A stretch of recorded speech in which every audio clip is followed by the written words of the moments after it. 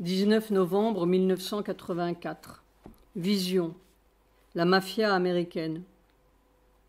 Cette nuit, du 18 au 19, j'étais en Amérique dans une maison, entre guillemets.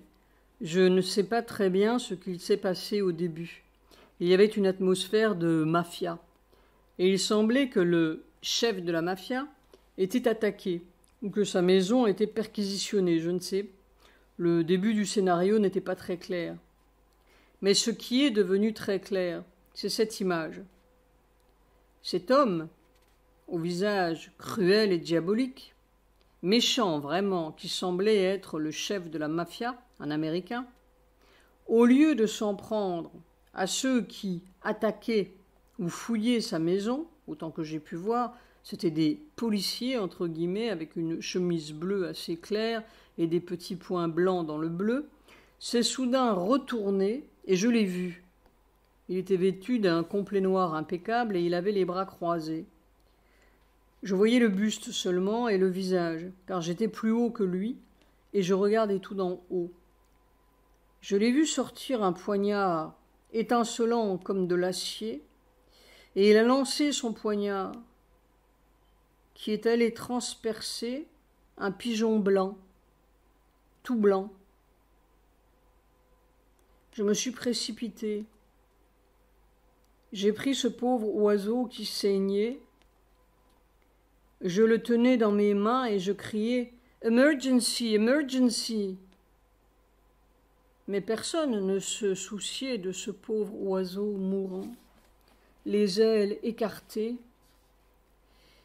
et ce sang si rouge qui coulait de ce corps si blanc. Il semblait que cet homme cruel avait fait cela pour détourner l'attention. Je ne sais pas ce que cela signifie. Rien de bon. Note de bas de page. Le sens de cette vision apparaîtra 6 ans plus tard, avec la guerre du pétrole, dite du Golfe, et le triste Bush. C'est sans doute la mafia des armements pétrole-finance. C'est la même chose depuis Nixon, ceux qui dirigent l'Amérique.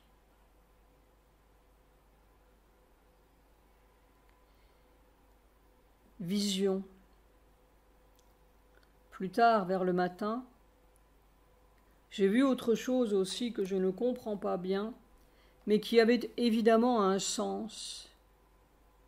J'étais comme sur le flanc d'une montagne ou d'une colline, je ne comprenais pas bien les dimensions, et je voyais, descendant les flancs de cette montagne, un canal de ciment gris, tout frais, tout neuf, avec, au centre de ce canal, pas large, peut-être 1,50 m et 1 mètre de profondeur, une ligne blanche comme de la craie. Je ne voyais pas bien ce qu'était cette ligne, mais c'était très blanc, au centre du canal, et cela descendait le flanc de la montagne vers je ne sais quoi. Les plaines, ce canal avait des rebords de ciment gris de chaque côté. C'était tout neuf et cette ligne, point d'interrogation entre parenthèses, blanche, était comme toute tracée. Ça descendait directement vers le bas de la montagne. Pas une montagne à pic, c'était un flanc un peu arrondi. Je suis sûre que cela avait un sens pour m'indiquer quelque chose, mais je ne sais pas quoi. Mère parlait du gris de la matière. Une ligne blanche toute droite dans la matière. Note de bas de page, cela semble être la suite de cette vision du canal 20 septembre que je creusais à travers ma chambre. Soir. Vision de Sujata. Sujata voit mère sous une ombrelle noire. Pour la deuxième fois aussi, elle voit Martanda, le soleil noir, derrière lequel se dégage une puissance ou des effluves orange très pâles. Martanda, c'est le soleil caché dans l'inconscient de la matière dont parlent les rishis. C'est peut-être mon débarquement de feu. Il y a quelque chose qui fait si mal tout au fond. C'est comme la douleur d'un millier de vies. On ne sait pas si c'est à soi ou au monde. Je lutte et je lutte, mais c'est là. Après-midi, pendant 1h30, j'ai traversé une horreur de cruauté. Je n'en suis pas encore sortie. Il doit y avoir une clé. Eh bien, la clé, c'est simplement de traverser et traverser et traverser. 21 novembre 1984. Ce bruit de la mer, comme l'écho même de mon âme, vague après vague, vie après vie, sur des plages oubliées. Je voudrais me fondre dans un cri de mouette.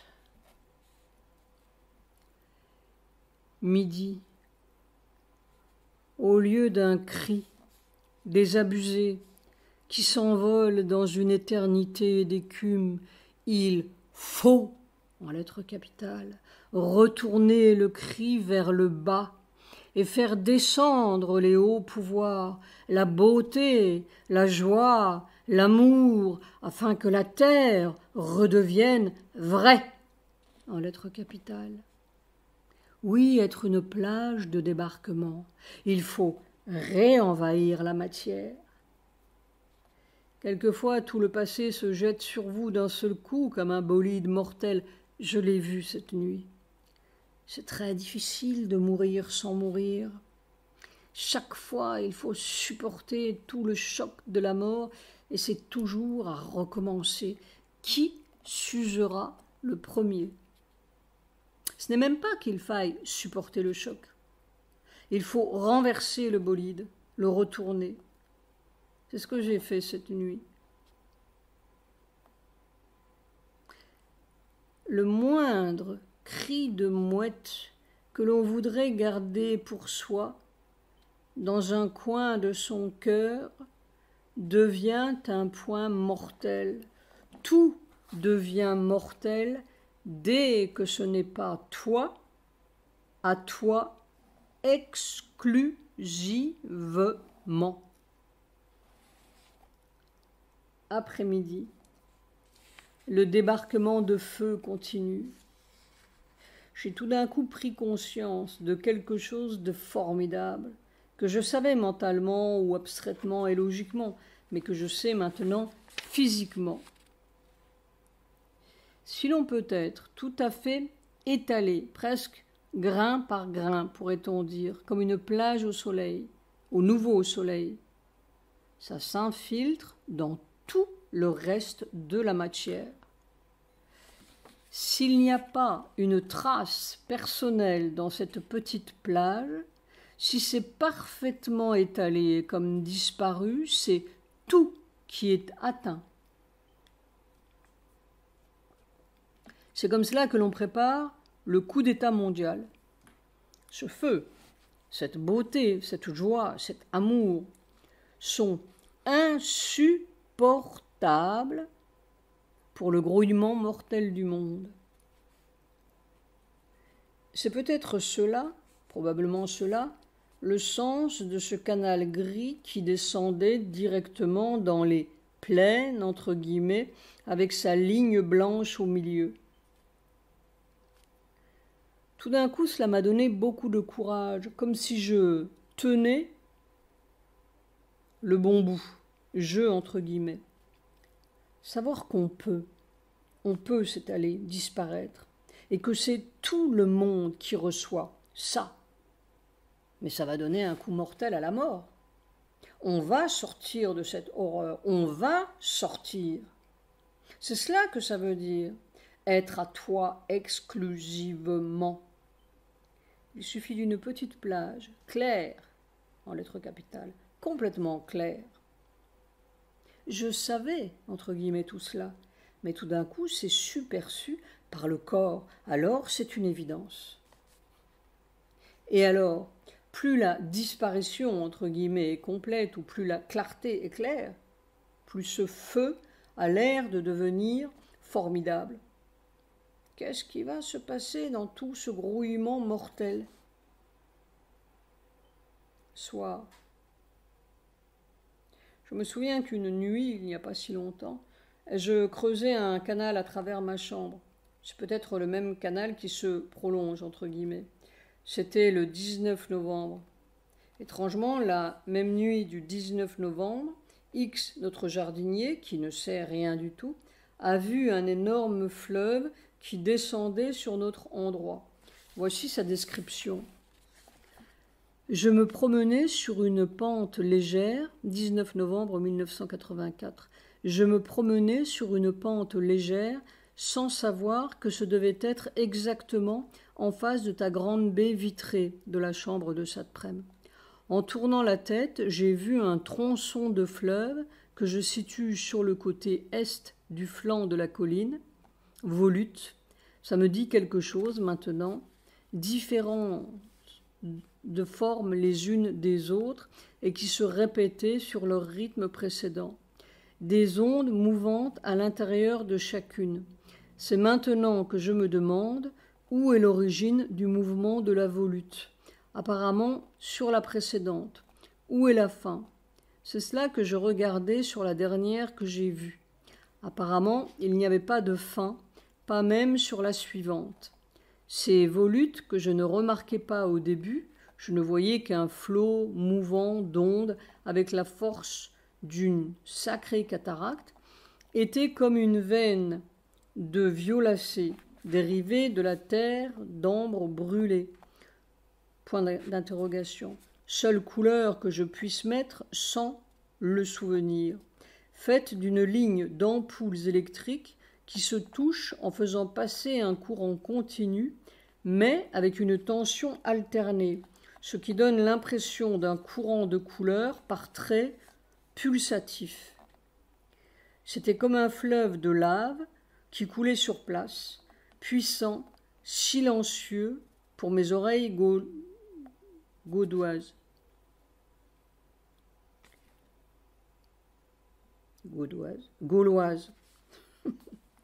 Comme immobile vers la droite, le sud.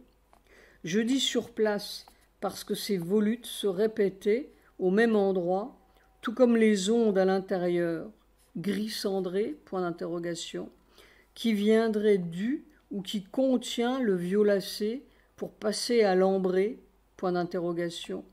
Peut-être aussi que les deux dernières couleurs sont contenues l'une dans l'autre avec des nuances. Tout ça me fait penser à un Niagara condensé. Après, je ne voyais pas de végétation. Je marchais sur une terre couleur de sable, mais ferme.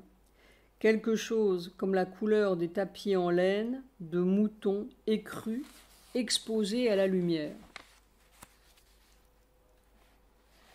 Plus tard, assez soudainement, out of the blue, de façon inattendue, j'ai eu l'impression, mère à la maîtrise.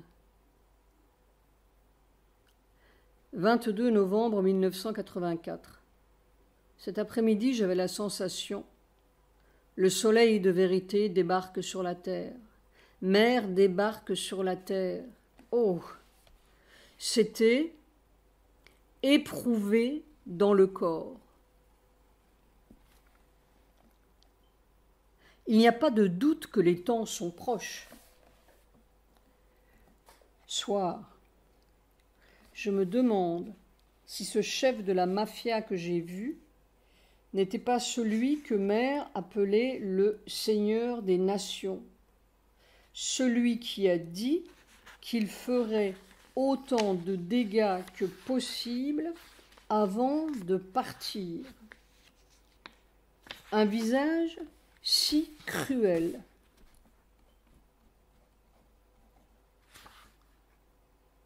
Voyons ce que mère veut.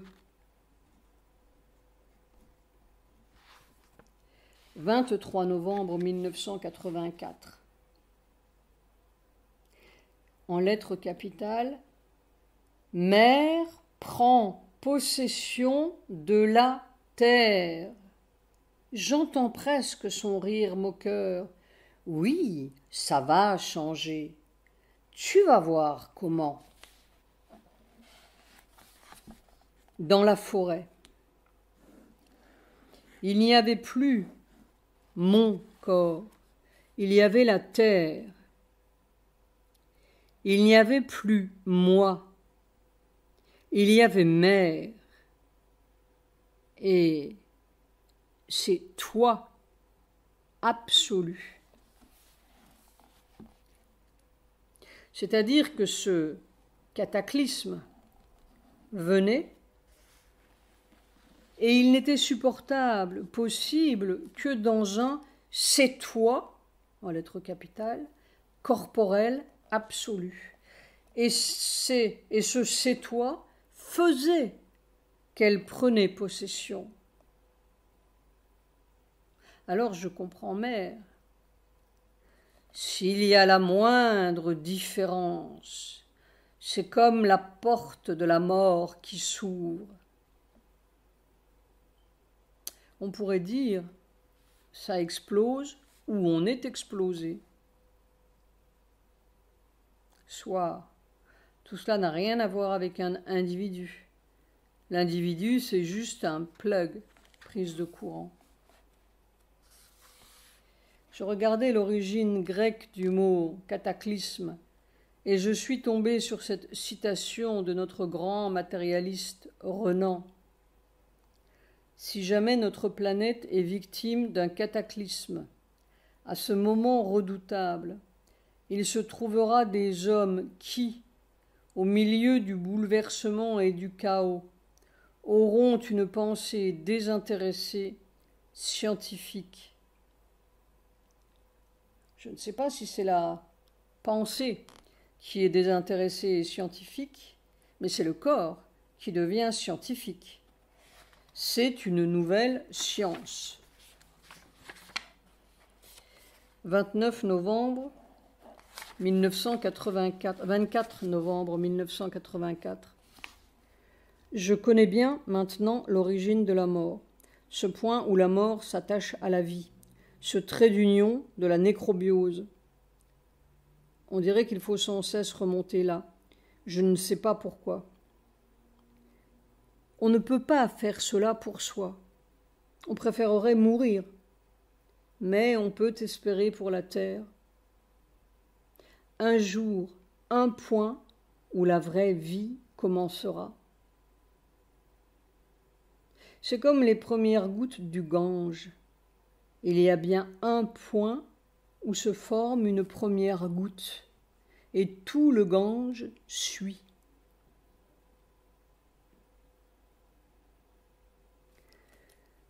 Ce n'est que dans ce torrent de feu que l'agonie disparaît. Après-midi. En lettres capitales, plusieurs phrases. C'est par la porte du corps que mère sort dans la matière. Il fallait un passage dans cette croûte de mort où ils l'ont enfermée. Le passage, c'est dans le corps. C'est un trou dans la mort. Alors, elle sort. Fin des lettres capitales. Je comprends. C'est-à-dire que mon corps comprend. Tout d'un coup, la porte rouge de Sujata et sa sortie. Note de bas de page, voire 31 octobre et 13 novembre. La marée de feu, c'est le trou à travers la mort. Soir. Alors je comprends pourquoi l'agonie disparaît dans ce torrent de feu.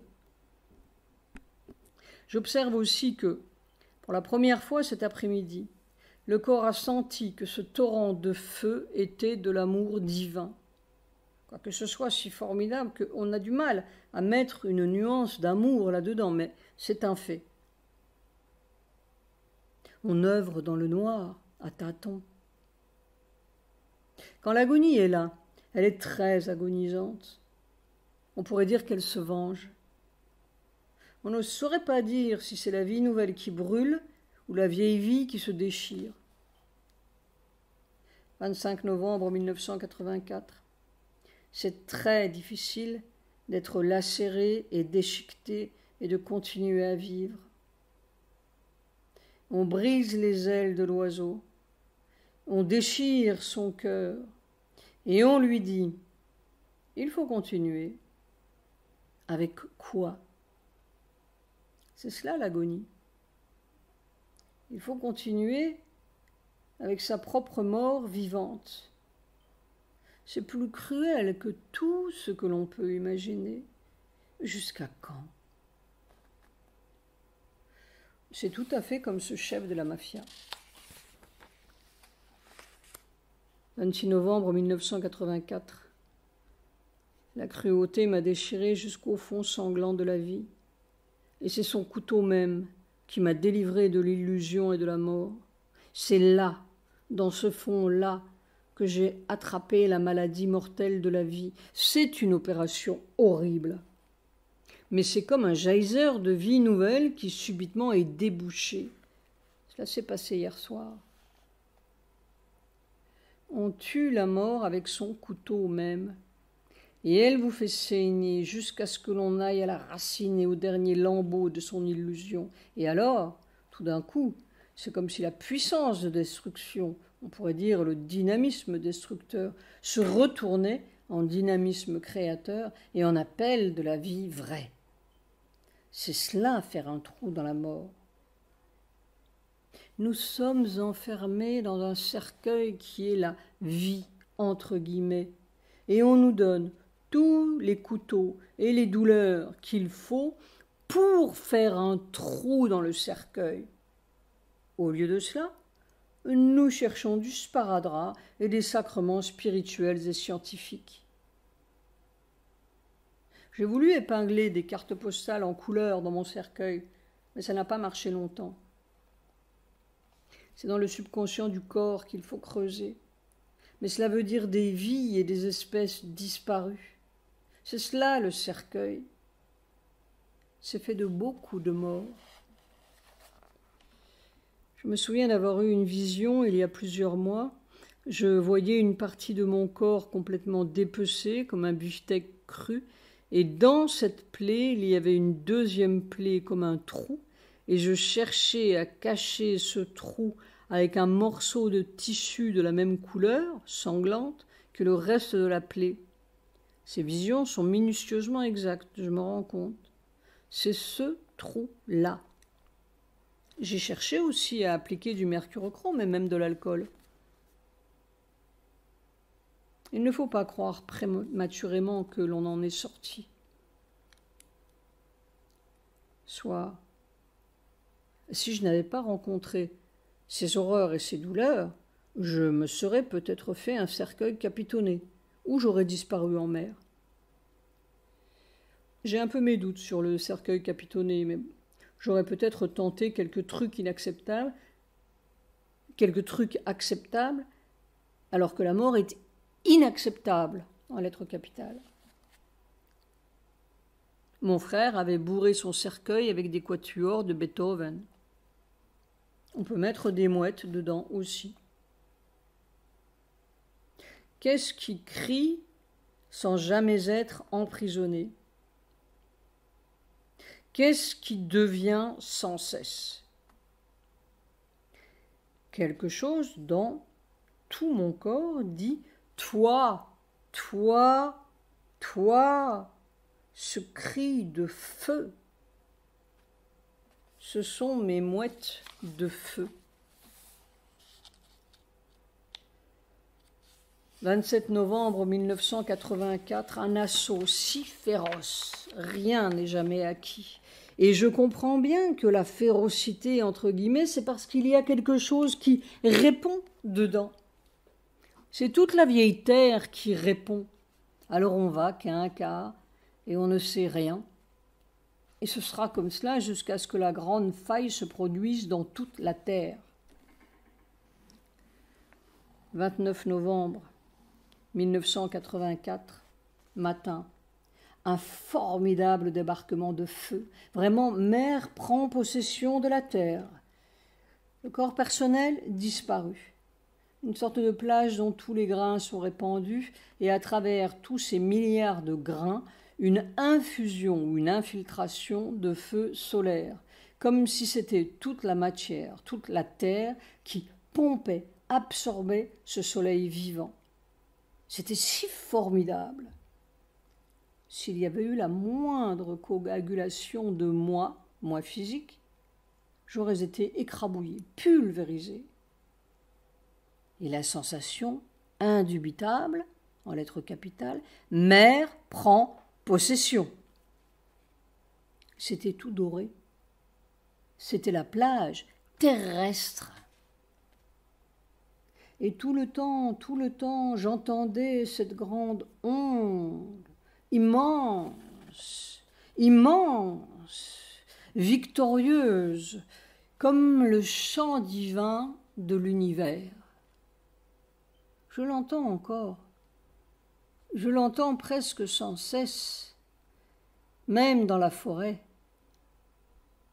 Ça, c'est la puissance suprême, ou plutôt la puissance du suprême.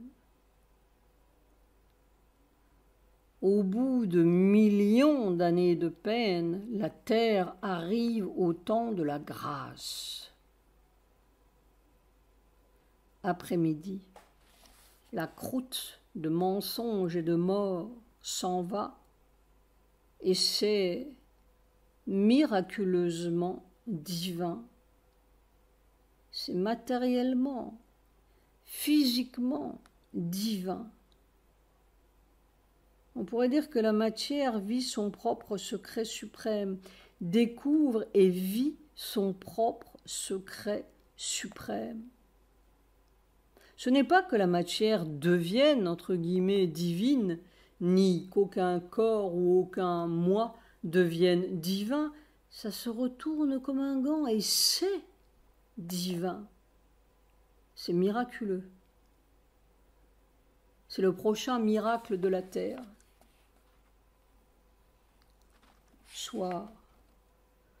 Seulement si l'on retournait brusquement ce gant de la conscience humaine ordinaire, il se sentirait brûlé vif. Que va-t-il se passer? Ils sont protégés par la mort, ils sont protégés par le mensonge, ils sont protégés par l'horreur. C'est leur nid.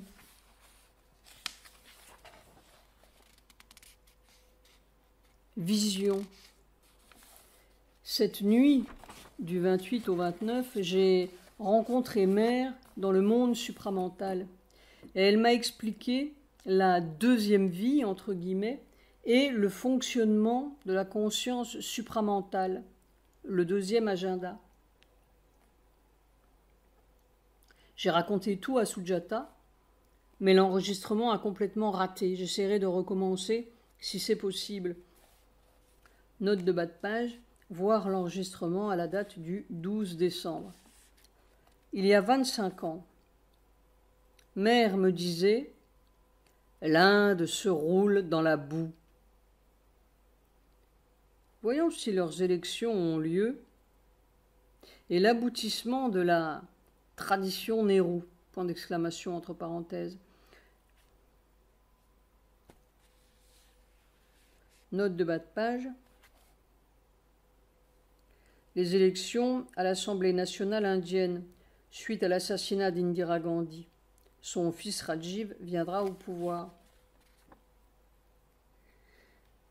J'ai aussi un peu l'impression que Sri Aurobindo a voulu l'élection de ce Reagan pour mieux démasquer le système américain qui aurait encore pu avoir des prétentions et des raisons avec le Mondale, le candidat démocrate. Les Américains seront touchés dans ce qui les enorgueillit le plus, leur dollar et leur superbe technologie. 30 novembre 1984.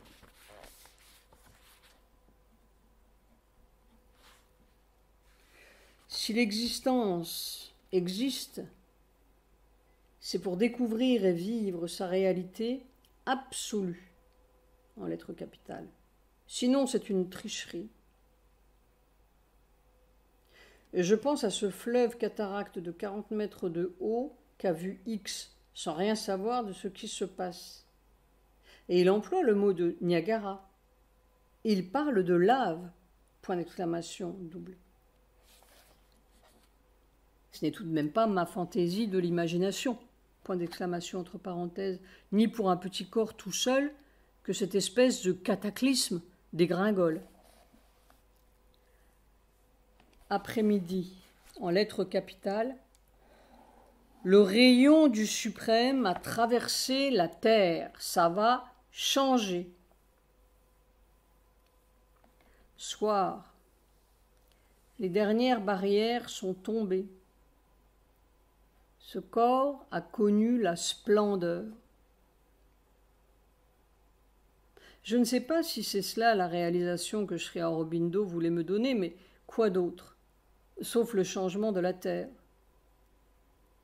Ce soir, le ciel était comme de l'or fondu. Sujata m'a appelé pour le voir. Est-ce un hasard? Ce jour est grand et divin. Inattendu. Ce soir, ma douce fait un petit dessin et c'est l'Égypte qui est venue. Toutankhamon, la seule chose qui m'importe, c'est d'être l'enfant de mère et du nouveau. Tout de même, il y a une continuité. Ce soleil, avec un S majuscule, je le servais à Thèbes déjà, avec mère. Il faut beaucoup de siècles pour creuser jusqu'au fond et trouver le soleil là où il est pur, en lettres capitales, direct. Beaucoup de siècles et de désastres.